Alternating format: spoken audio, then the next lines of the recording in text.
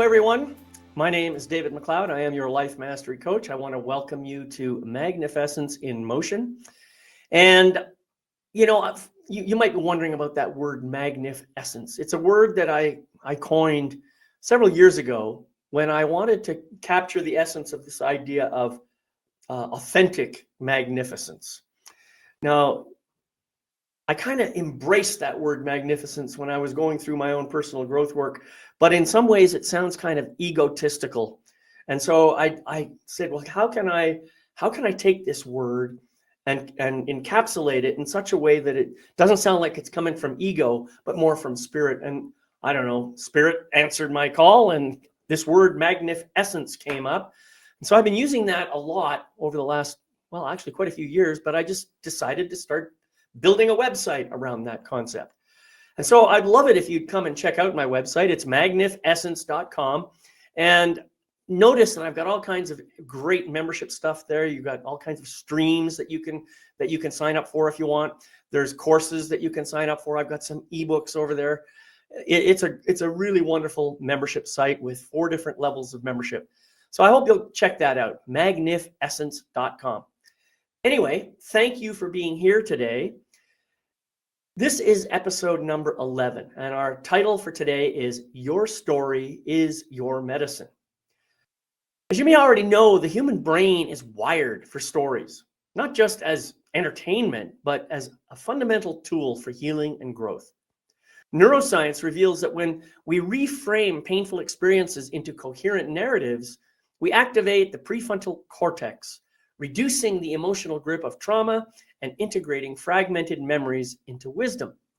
Studies in post-traumatic growth show that individuals who consciously engage with their struggles often emerge with greater resilience, purpose, and empathy. But this isn't just about personal catharsis, it's about alchemy. When we transmute our wounds into stories told from a place of holistic authenticity, they become potent medicine. Not only for ourselves, but also for others who may be hungry for raw, relatable truth. For this episode of MagnifEssence in Motion, I've invited back my good friend and colleague, communications and emotional wellness coach, Gayle Nowak. She's going to be joining me as we journey from wound to wisdom by invoking the transformative power of storytelling. So please join me in welcoming Gayle Nowak to the program. There you are. Hi, David. Here I am. Hi. Yes. So, storytelling. I know that this is something that's been in your wheelhouse, as they say, for quite a while now. Tell me why it's so important to you. Why is storytelling so important? What happened in your life to make that such an important facet of your life? Yeah, and there's a lot of aspects to it. I think if we're going to start surface level, I have always been a communicator. Like that's always been a skill of mine. And in fact, I remember being really little and being called a chatterbox, and kind of taking that to heart a little bit and sort of already starting to get quieter because I was a chatterbox and it was, right. I could sense that sometimes that wasn't a good thing. Right. But that being said, I was often, I was involved in church and youth groups and, other activities through school. And a lot of times I was just naturally chosen to speak on things, to communicate things. And I was always writing about stories and journaling. And so that was always a piece of just who I am. And went into journalism, started working in journalism, even in high school, working for the school newspaper, but also as a stringer for my local newspaper as well. And then got a degree in journalism. And so this whole story through line has been with me for a very long time. Mm-hmm. And at the same time, having gone through, I'd say a couple of decades of, working in journalism, working in marketing communications, working in PR, and then starting my business in 2013, working with coaches, helping them find and craft and share their signature stories. All the while, I was hiding my own story that I hadn't really been completely ready to face.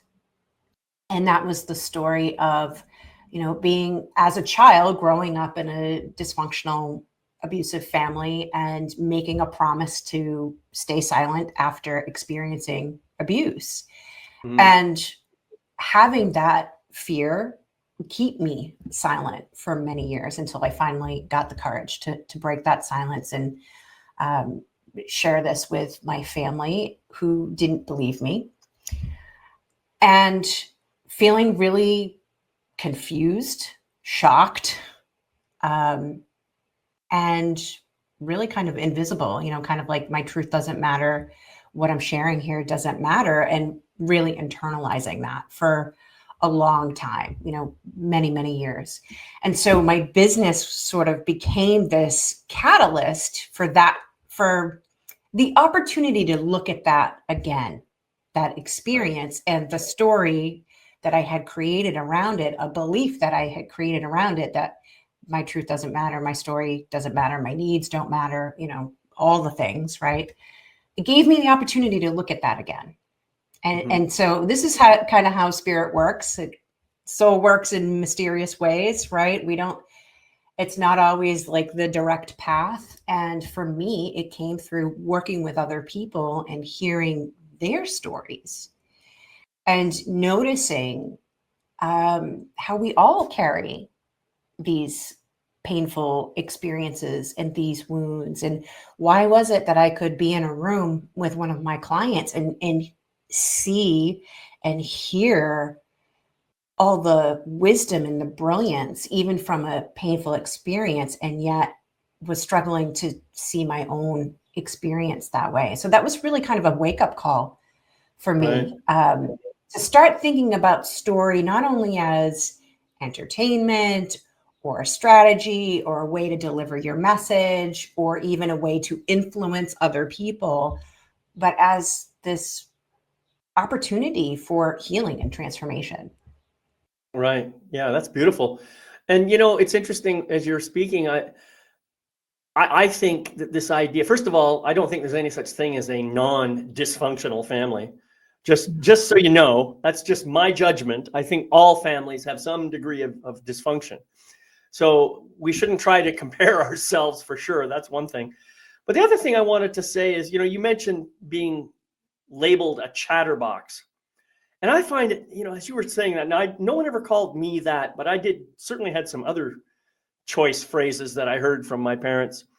And isn't it amazing how something that sounds kind of innocuous and maybe somewhat innocent can take on a completely different meaning when you feel that tone and the energy that comes from your mom or your dad or whoever said it, I know that's certainly true for me, My mom would say to me, "You're so full of yourself."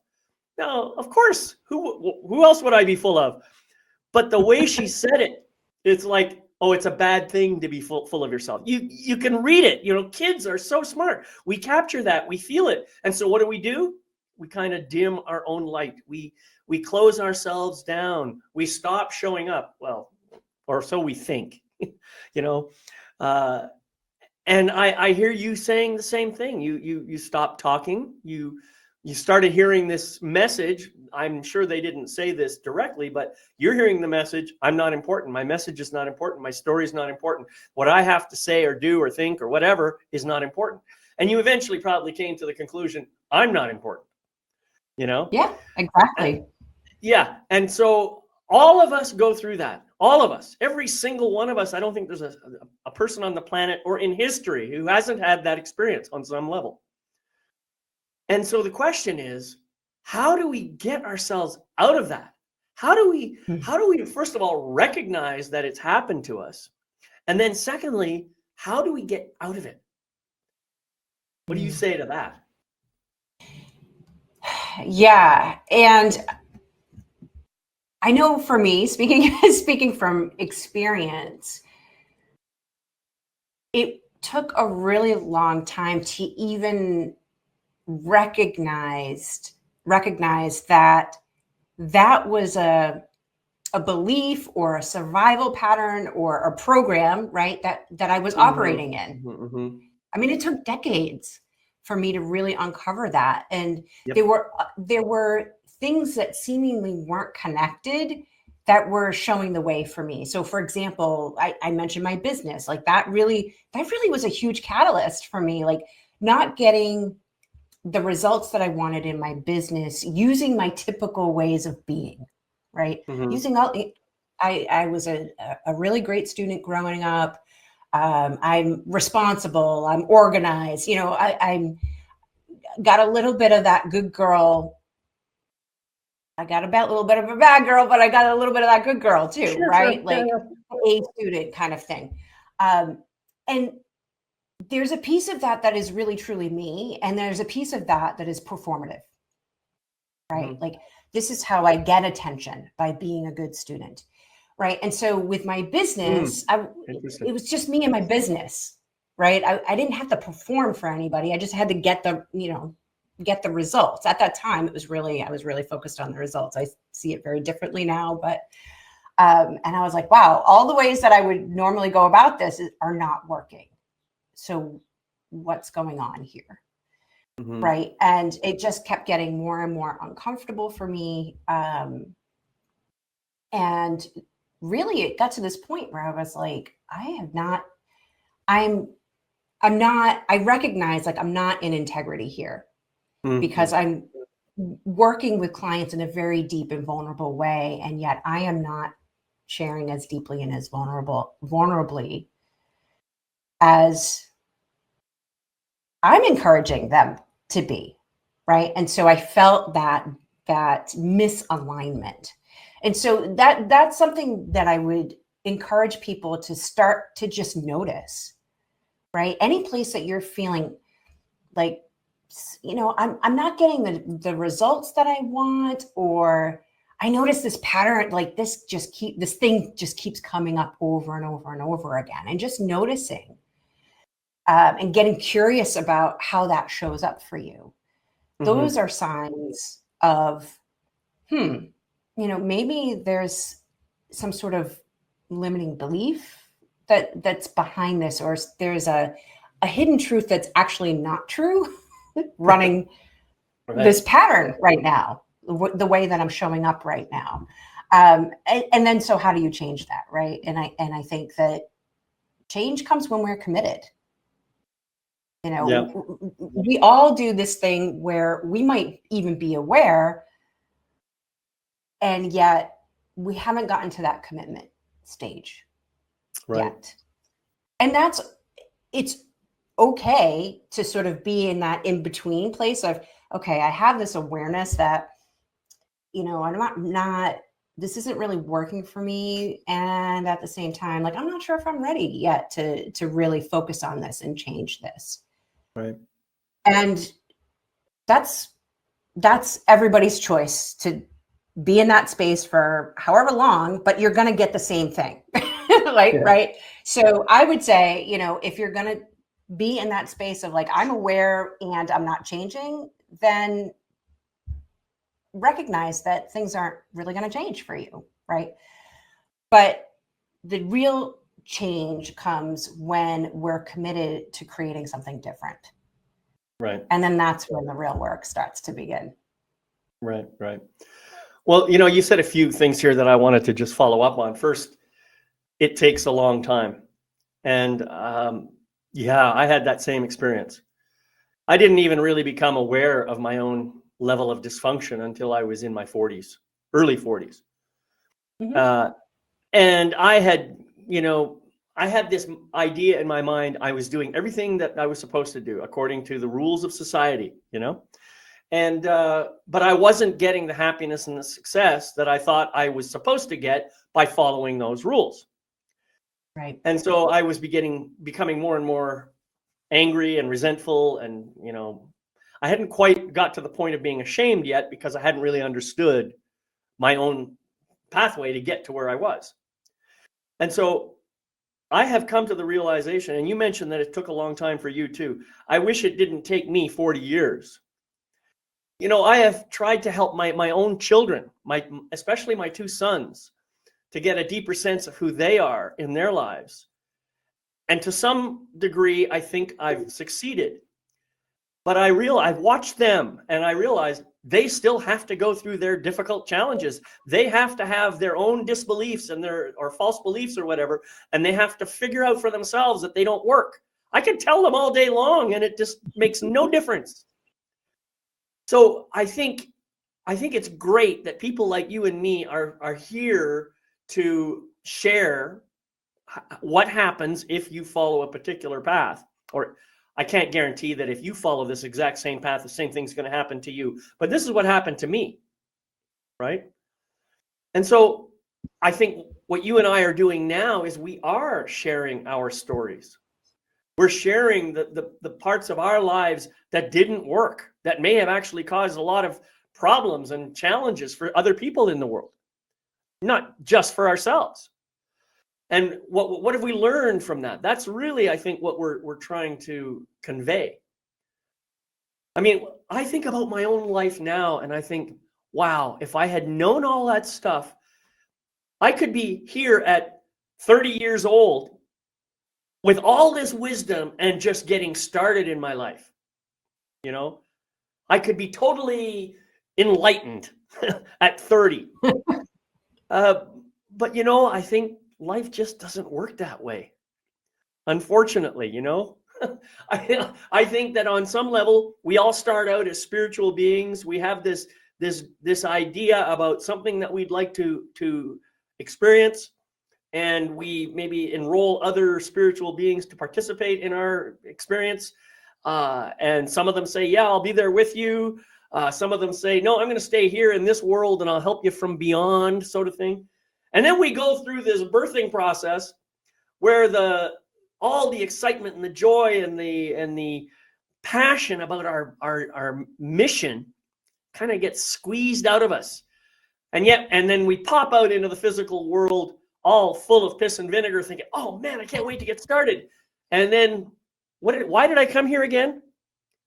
You know? And so the first part of your life is to try and figure out why you came here.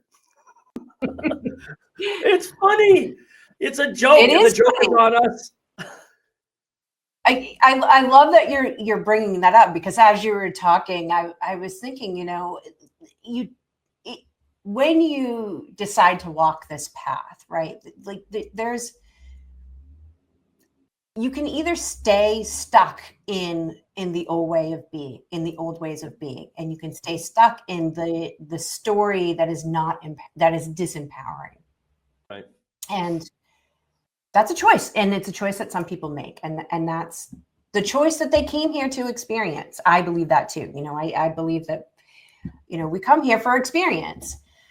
And when you decide to walk a different path and you start to bring in something greater than yourself, whether you call that spirituality or consciousness or whatever term you have for it, but you begin to experience yourself not only as the main entity in the story, but sort of a character in a bigger story, for example. Mm-hmm. And you start to practice witnessing, and you start to change the way you relate to experience as information. You start to get a little less attached. I guess this is an ego thing, right? You become a little less attached, and yet at the same time, I find that it makes space for that humor, for that to still go through difficult things, or even joyous things, or just, you know, irritating things, and sort of be like, oh, isn't that funny? Isn't that interesting? Yeah. Right. And to sincerely sort of being that place of like, wow, I got really mad about that. But, you know, it's 2 days later, and now I see how ridiculous it was.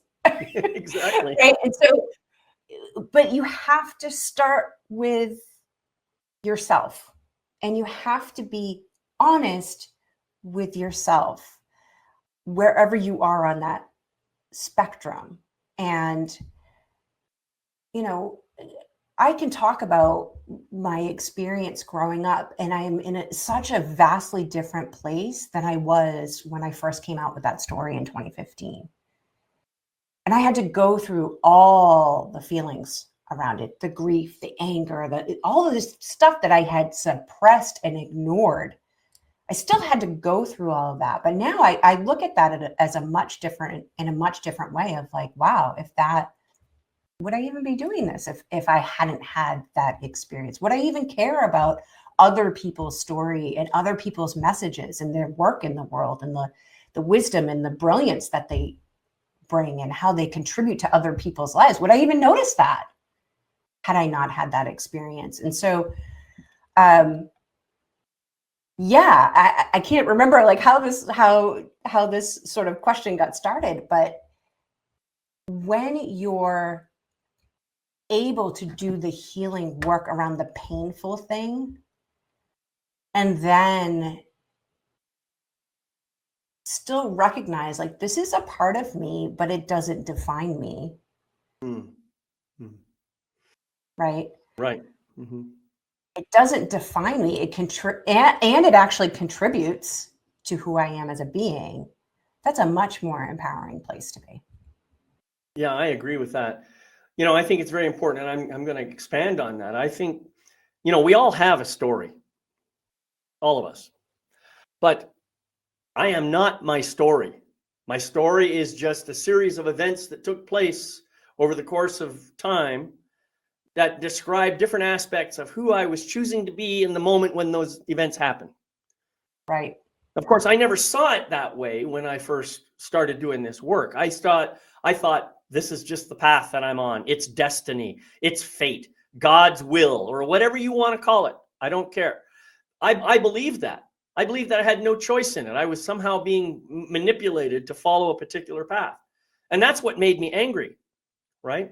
It wasn't until I realized, wait a minute, I obviously made a choice here. What if I choose not to follow that path? What if I choose instead to follow a different path that's more aligned with who I believe I really am? What if I choose that? Then what happens? Mm-hmm.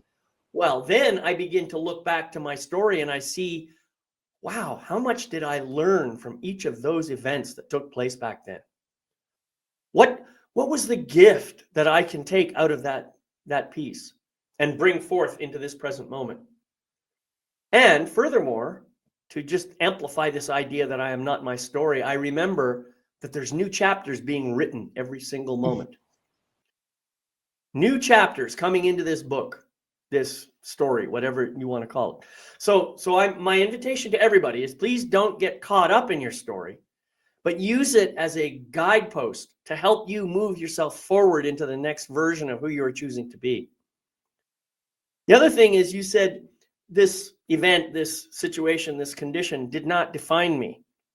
And you're absolutely right, it didn't. However, I will say this. It was an expression of who you were choosing to be in that moment. It doesn't mean that's who you are. It means it's an expression of who I was choosing to be in that moment. That's all it means.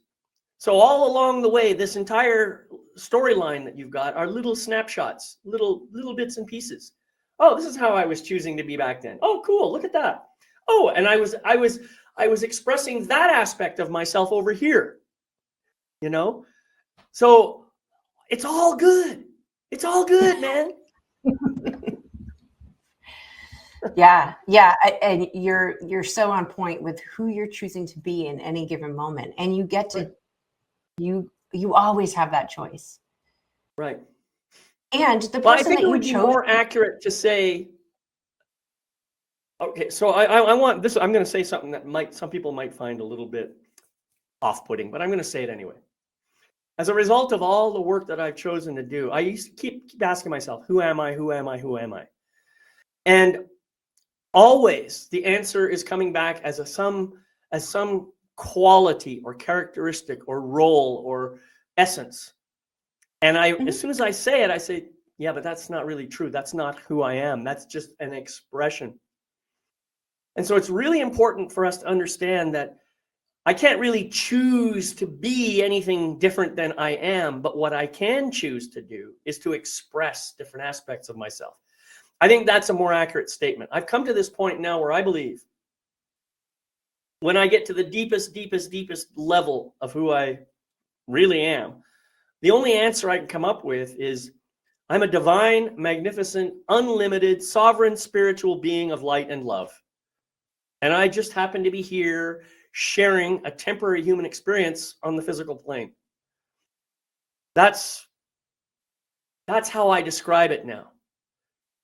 It's the only thing that seems completely true to me, because when I say I am David, I say, oh, yeah, that's just an aspect of who I am. Or if I say I am a speaker, that's just an aspect of who I am. That's just a tiny little quality, one of the things that I do.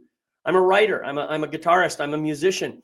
I'm a poet. All these things are just simple little. It's like being a porcupine with all these little spiky things, and every one points to a different aspect.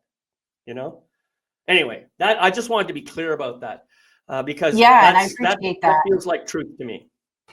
Yeah, and I think that we often do that when we hear the word be, we want to attach a label to it, right? Correct. And in particular, some of our common labels like parent or business owner and even what I'm going to say next is still a little bit of a label to it. So when I think of who you're being, because this is a lot of the work that comes up when I'm working with clients is who are you being? What is I work with energy, right? And so what energy do you happen to be in right now?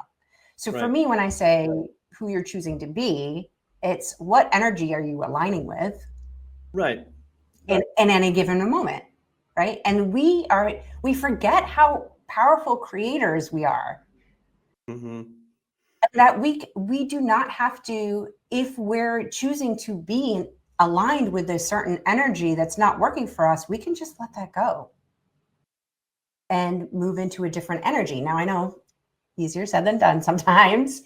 And it is also feels true that sometimes we have that awareness of like, oh, I'm being in this particular energy and it's not working for me. And so I'm going to shift my energy and do whatever I need to do to move into an energy that actually is going to work better for me today. And we can do that at any given moment. We can do that multiple times throughout the day.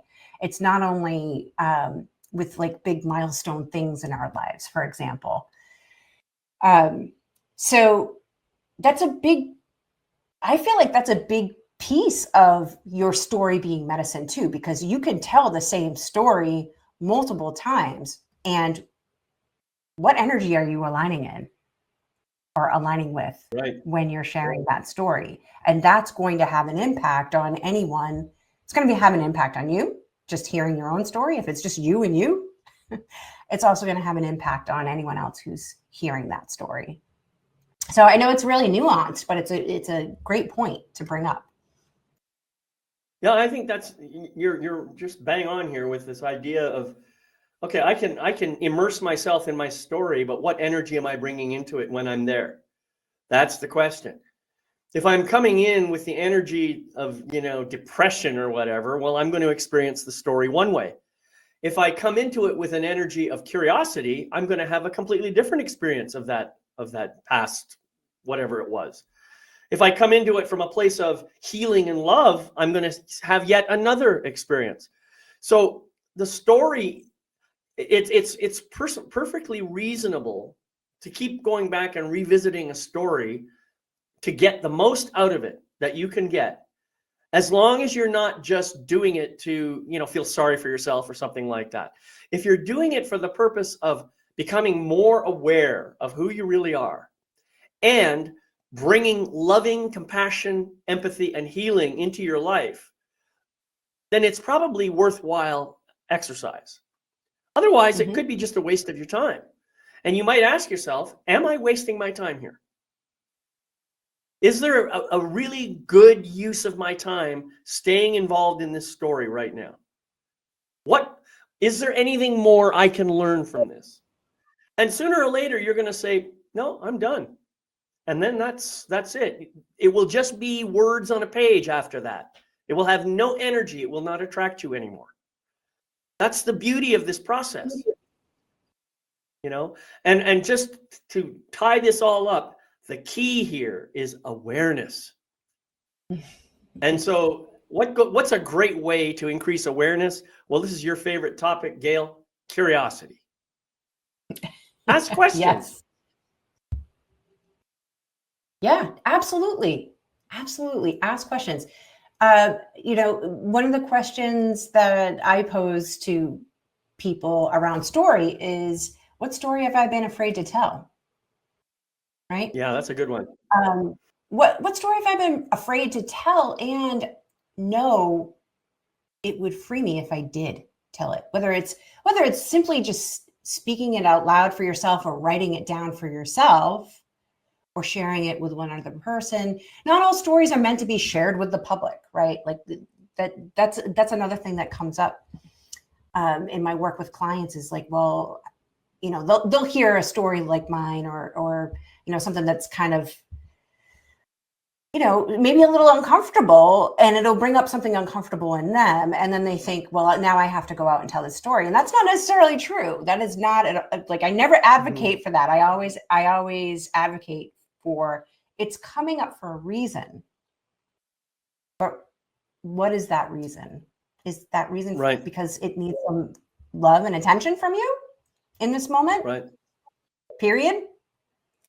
Or is it something that you feel drawn to share with maybe, you know, your inner circle, a bigger group, something you want to write about? Or is it really truly something that is more of a core, I don't want to say wounding, but like a core piece maybe of wisdom that you have and medicine that you have to bring to the world that, you know, frees you and frees others, you know? So there's layers to all of this too. And often it's like the story that's easy to tell, right? There's a purpose and there's a place for that. But usually when asked that question, the story that I'm afraid to tell, that's the one that's got a lot of life in it. That's right. Yeah. You know, it's interesting that you should mention this. First of all, I noticed we got a couple of people on. I just want to say thank you for being here. And please, if you have questions or comments, please post them in the chat. We'll do our best to respond to those. I wanted to say the idea of, look at that. I've just had a brain wave. It just kind of, something blew up in my brain. I think you were talking about, you know, repeating stories. And I think that, oh yeah, I know what I was going to say. I have shared in my writing a lot of my personal story. And I've done that because I felt that it was appropriate and relevant to the topic at hand. But there are still parts of my story that I have not shared in any kind of a public forum. I have certainly shared them in private groups, you know, groups where I felt that it was necessary for me to do some healing around it. So the point here is not that you have to share anything with anybody at any time. The point is that you can, if you choose, share a story in the appropriate context and realize that it may have a really powerful benefit for someone else. There are people in our world who have experienced pretty horrific abuse. And it's only because somebody chose to speak up about this abuse that other people have felt empowered to do the same. You know, when I hear a story of that, it really it pains my heart to know that other people can do that kind of damage to people. And maybe I haven't had that kind of experience myself, but I really feel it. Do you know what I'm saying? And it may trigger something completely unrelated in me that reminds me of something that happened in my life. And now I feel like I have permission to share that, where maybe before I didn't. So all of this, we're supporting each other just by sharing our stories. It's hard to believe how powerful that can be, but it is. This is why we're calling it medicine. Yeah. Yeah. Yeah. And I would say, you mentioned that you've shared personal stories, in groups, probably in specific coaching programs or containers or healing circles. And those, when you're dealing with a story, maybe that, is one of those stories of like, what is the story that I'm afraid to tell? It might be good to be in that sort of supportive environment first. I didn't know this when I chose to come out with my story publicly. And I think that it happened that way so that I could have that experience and know how challenging that was. Because when I came out with my story publicly, I felt sick. It didn't feel good. I was worried about, offending people.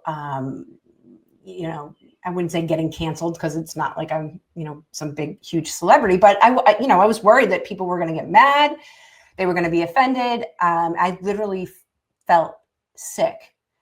And that was just in writing. And then shortly after that, I was giving a presentation and I was sharing my story to a group of about 50 people.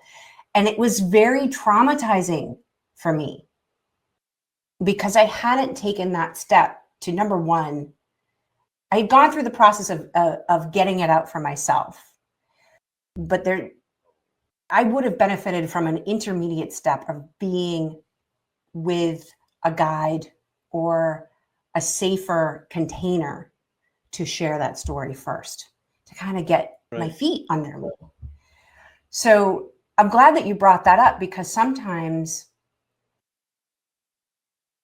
we have to use discernment about, number one, who gets to even hear this story, but also discernment around, where am I at in this journey and what do I actually need to support me at this time?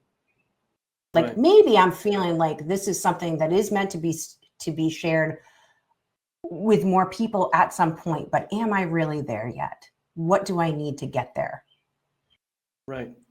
I think that's a powerful awareness that you've just brought up, and something that I think is very, very important.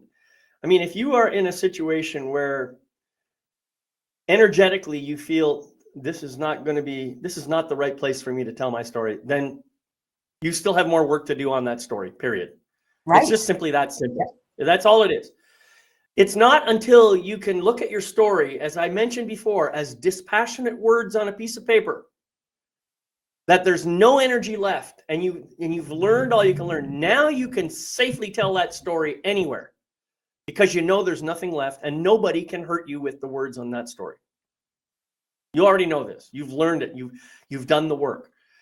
You may have had to share it in, like we said, in very, very specific groups, once or twice, or maybe 3 times. Who knows? Maybe 100 times. I don't know how many times it's going to take, Right. But whatever time it takes, remember, you're doing this work to heal yourself. And it doesn't really matter what anybody else thinks. Even if they come at you with attacking words, it doesn't matter. It's irrelevant. That's just them having their reaction to whatever is going on, inside them. And you can become defensive and say, well, screw you. This is my story and I'm going to tell it the way I want to tell it. Or you can say, I'm sorry, this is bringing up so much for you. Maybe there's an opportunity for you to do some work up for this for yourself.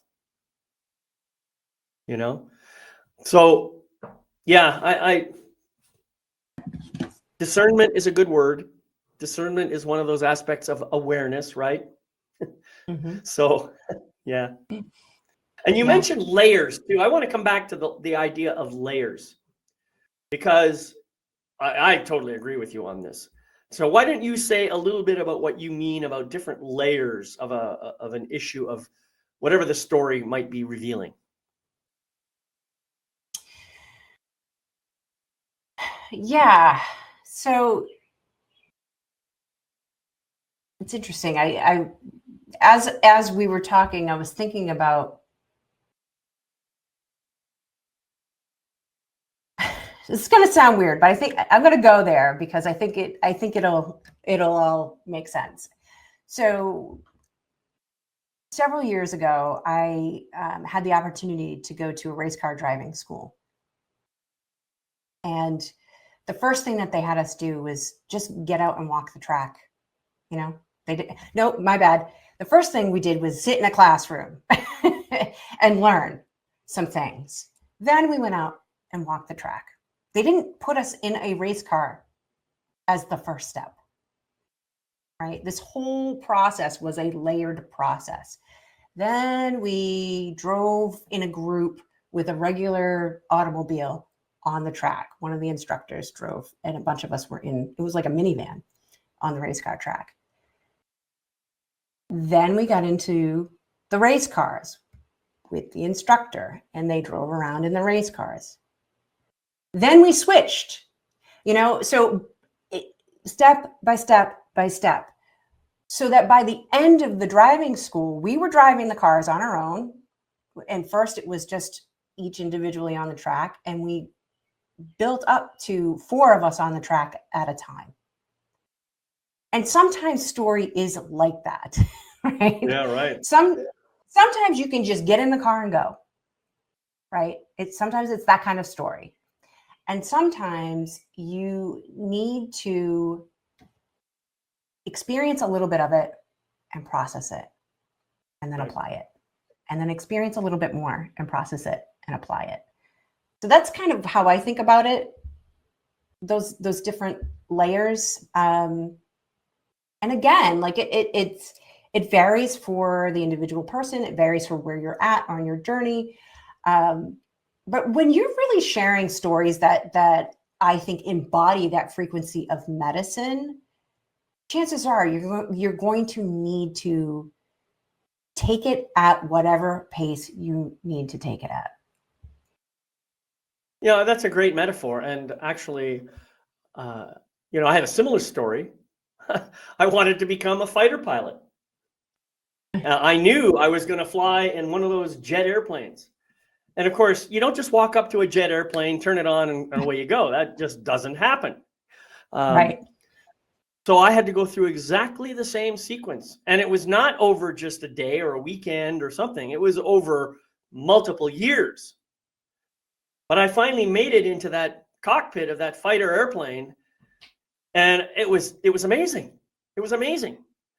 But after a while, even the amazingness kind of started to fade, and it just became like another thing I did. Right. It's like anything else. The first time you do it, it may seem really, really exciting. It may seem like, oh my God, I'm scared, or I'm worried I'm going to die, or whatever it might be going on. But after a while, you get the hang of it, and you say, this ain't so bad, Or somebody who skis. If you go skiing, Yep. I don't think too many people will start off on the triple black diamond slope. If you do, you're probably going to die. Yeah, So I wouldn't recommend it. You start off on the little green circle that with the really, really shallow thing, and you have the snow plow going with the skis, and you slowly figure it out. That's a beautiful metaphor. You don't have to be an expert the moment you start doing this work. But here's something I want to tell people that they may not have thought about before. This is one of the things I do. I think of myself as a facilitative coach. I think of you, my client, as the content expert. You know everything about your life. I don't know anything about it. And you may be having a challenge. You need to want to go from point A to point B. So I, as a facilitator, I'm kind of like the Sherpa in the mountain. I know what it's like to travel around this stuff. I can help you get from point A to point B. And along the way, your story, whatever's going on for you, that content is going to impact the pathway. And when that content comes up, we'll deal with it. That's how I like to work. So, you are the expert on your own life. I may be the expert on how to get from point A to point B, right? And that's what we do together. Yeah, that's also a brilliant metaphor, and that's how I like to work with my clients as well. There was a period of time in my business where I was really sort of, my messaging was more around authority positioning and expert positioning, and no surprise that felt out of alignment for me pretty quickly. um, and the marketing side of me, I get it and I understand what that's all about. And at the same time, the way that I wanted to work with clients was very similar to what you described, David, is that you the best. Now, I may see things, or I might ask some questions that might challenge sort of your point of view at any given time, or just raise some curiosities or different perspectives. And I trust you to know what is true for you. And sometimes, and a lot of times we're trained out of trusting that in ourselves. And so there might be a little bit of helping a client reconnect back into that. Right. But I don't like to come into I shouldn't say it like that. I like to come into the container and the agreement with the client of, yes, there are some things that maybe I have experience with and that I know because I studied it, because I do it, that you don't know. And I'm happy to answer those questions. And I also want you to really be connected to what is true for you in any given moment. I trust you to trust yourself. Oh, you're muted, David. Yeah. I'm sorry, I muted myself because I had to clear my throat. I was going to say, this all boils down to one thing, which is communication. And communication is absolutely key. So the question is, how can someone learn how to communicate truthfully and honestly, knowing what his or her story might be, without necessarily using words that are deliberately intended to hurt the other people or the person being spoken to? That's a starting point. I mean, this is something that we all have to deal with. What do you say to people who have that kind of question? Can you say that again? Because I think I was following it, and then what you said at the end kind of felt like it went. So the idea is, you don't have to take my direction. I'm suggesting that communication is the issue. I want to learn to speak my truth and to be as open and honest as possible, while at the same time honoring your, I guess, sensitivities. I'll use that word for want of anything else. So how can I do that? How can I share with you what's true for me, while at the same time honoring your boundaries, honoring your sensitivities? Yeah, and you're right. You bring up the word communication, and I think that requires, number one, trust, right? Trust in oneself, that their truth is their truth, but also trust in being able to receive whatever the outcome is of that conversation. Because some people are going to be able to meet us in our truth. And, I like to believe that most of us, like, get off of TikTok. I'd like to believe that most of us actually do care about other people's feelings.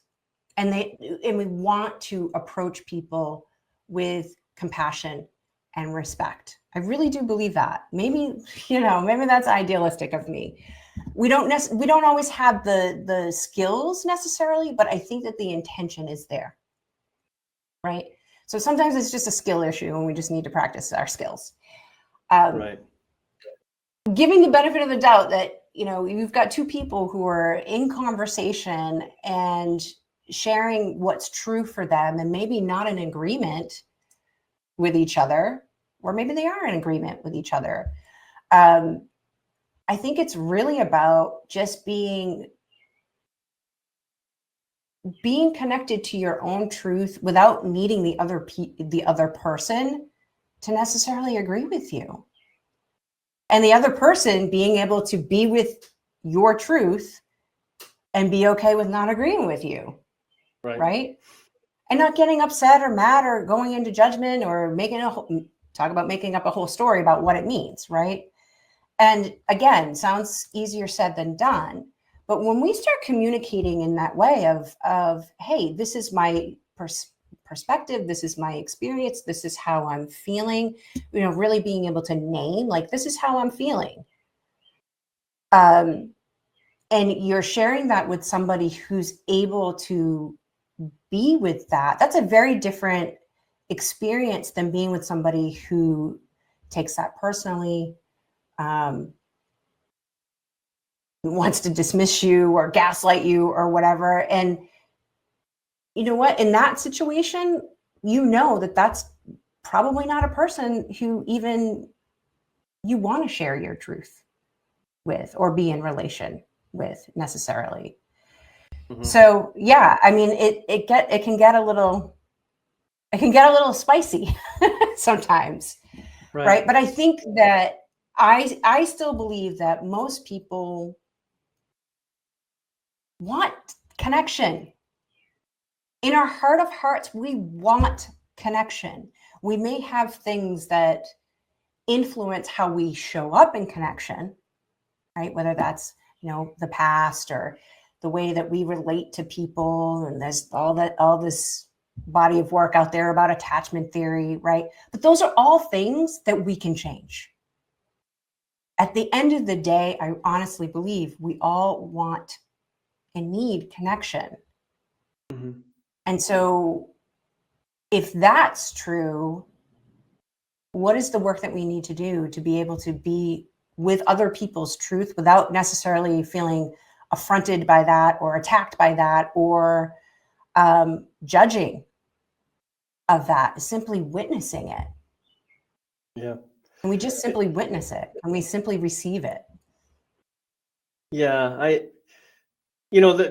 What this boils down to for me is a willingness to speak truth without being concerned about how it's going to be received. Right. And I think that if I can do that, I can do it in any context. I can do it while I'm out shopping for groceries. I can do it, while I'm talking to my kids. I can do it while I'm at work, But it doesn't mean that I should be brutally honest. This is a phrase that I've always found the hair on the back of my neck goes up when I hear that. You can be honest without being brutal. And it could be naked honesty. It can be, it doesn't have to be gussied up in a fancy bow or anything like that. You can just speak truth, but you can do it from a place of respect and compassion. You don't have to say it, like the tough love thing. That's another term I don't really care about. You can be honest and open and respectful and compassionate all at the same time. So, and you can bring that same energy, whether you're at work or whether you're at, in family. Maybe there's a slight difference in how you might say things in a work environment. But do you have any suggestions or advice from a business perspective on that? Yeah, I mean, I think the other piece of this too, going back to awareness, is, where am I sharing from? And what's my intention of sharing this? Am I sharing from a place of pain? Am I sharing from a wound? Am I sharing to inform? Am I sharing because I have a certain need that I want to see if you can, meet me there? Am I sharing to let you know how I'm feeling about something? Am I sharing to clear something up? Right? So I think that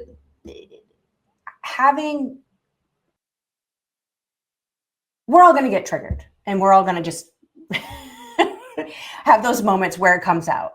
Right. And I think if we get a little bit more conscious about our intention for sharing something, am I sharing my truth because I want to make you wrong? Mm. Or am I sharing my truth because I notice that I have a different perspective, and I'm just curious how you are going to respond to that perspective, right? Those are two very different energies. And as you were saying that, I'm thinking every one of those awarenesses could be a form of preface to what you want to share. For example, I might come to you. I'm just going to use your most recent idea there here for a moment. Gayle, I'm noticing something coming up for me, and I would like to share because I've got this story in my head that I want to make you wrong. Yeah. Now, if I just said that, you'd be looking at me. I don't know how you'd react, but you might say, "Oh, really? What's going on?" Or something like that. And then I'd say, "Yeah, this is all about me. I know that. This is if I'm going to be honest, right? If I'm going to be honest, and this is something everybody needs to do. My truth is, I've got this story in my head or this objective in my mind that I need to say something in order to make you wrong. I got this thing, and I just want to understand what that's all about."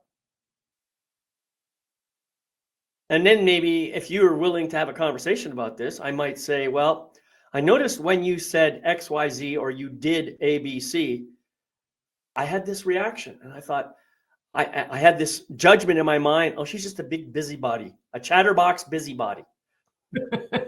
That's what came up for me. Right. And I guess I wanted to react. I wanted to shut you down. I wanted to, to take over. I wanted to make you wrong. That's how I reacted. And I don't like the way that felt, Yeah. So you don't have to do anything. I just wanted to share that with you because I was just noticing that coming up. I think I got some work to do on myself, but thank you for reflecting whatever it was you reflected for me. Now, what kind of relationships do you think you'd have if you were able to approach people in that way? Take full responsibility for your own reaction, share the truth of your reaction, and then say, "I don't expect you to do anything. It's not your work, it's my work." Can you imagine what this world would be like if we all could learn to do that? It would be incredible. It would be incredible. And that is the work, to be able to have conversation and communication that is open and vulnerable and in flow. Right. And that's really what I'm hearing from your example. And we've talked about that example a few times in a few different formats, and it's something that really stuck with me that I have applied since we've talked about that. And it creates a very different dynamic. It's very disarming. Even if you don't get to the point of, look, I know that this is all within me, or I forgot exactly how you said it, but even just going and saying, "You know what, when this happened, this is how I felt, and I've got this whole story going on about it." Like I've done that with people, and it does open up the conversation versus going and sort of being defensive or combative or "you're wrong," or it just kind of stops everybody in their tracks, and it opens up the communication of like, "Oh wow, that wasn't what I intended at all. Like, let's talk about," people who care are going to want to talk to you about it, and the people who don't, you'll know immediately. Yeah. You'll know it immediately. It's funny. You mentioned the ego mind before, and that's all it is. My ego mind, if I let my ego mind run the show, it would be saying, "Gayle, you're such a chatterbox busybody. Leave me alone. Go away." That's how my ego mind would deal with it.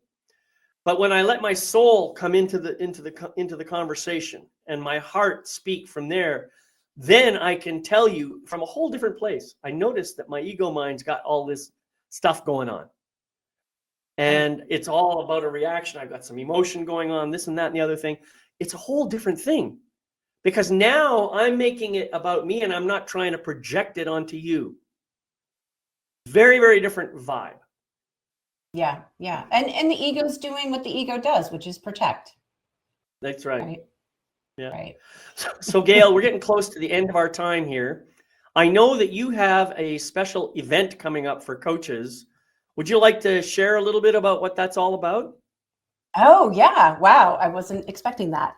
Yeah. So I have a retreat that's coming up July 18th through the 20th. It's called Come Home to Your Truth.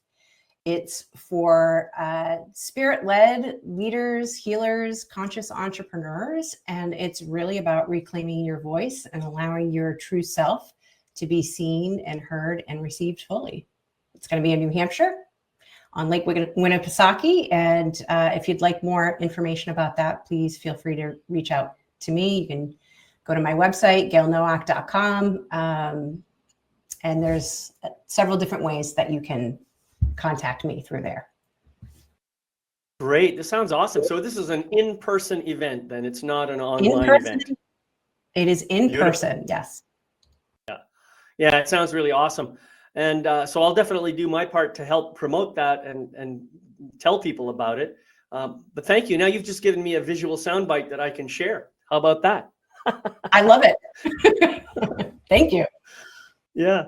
So before I close out, do you have any final words you'd like to share about this notion of story and how you can embrace it and make it more healing for yourself?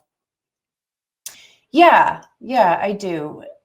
I'd really encourage those who are tuning in to think of your story. You know, sometimes it feels like a burden, and that's part of the process, right? That's part of the process, and it doesn't have to stay that way. Change is possible, and really, it can be a blessing, especially when you're working through it and you're healing from it. And if you choose to share it, you're doing so in alignment. So, you know, I would say your story holds a lot of brilliance and magic and wisdom and medicine for you first, right? For you first.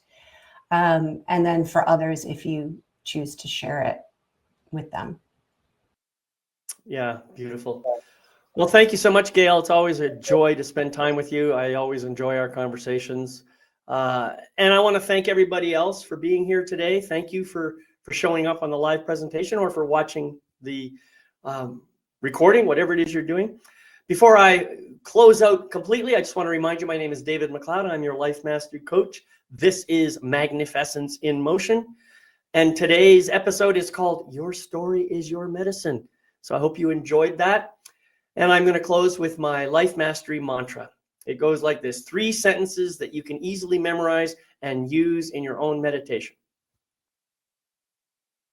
I gratefully forgive the imperfect being I have been in the past.